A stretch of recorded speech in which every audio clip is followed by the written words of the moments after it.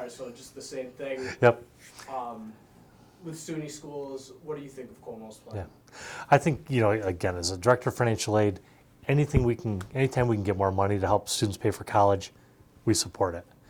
I think in terms of things like what it's going to cost, I think there's a lot of questions about what it's going to cost.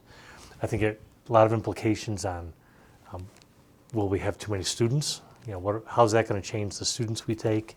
Things like that. So I think there's a lot of questions, but overall I'm in favor of anything that makes college freer for students.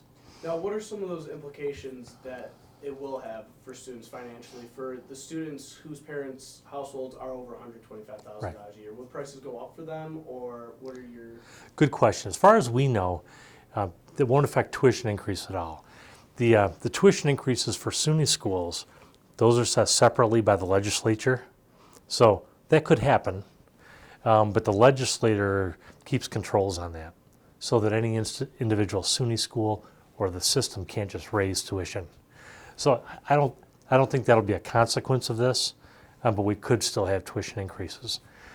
What I do think is, and again, the students over 125,000, most of them at this point aren't getting that much financial aid anyways. So I'm not sure it has significant implications for them at all.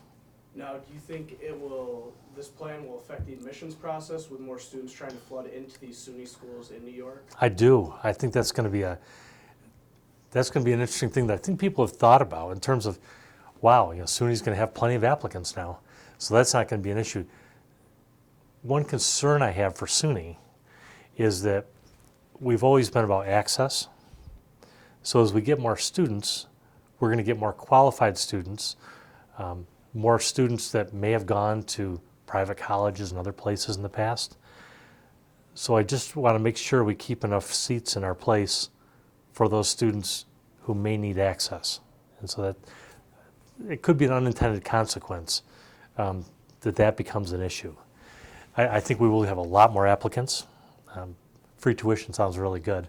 So, but the flip side of that is a place like Oswego, where we're fairly full right now.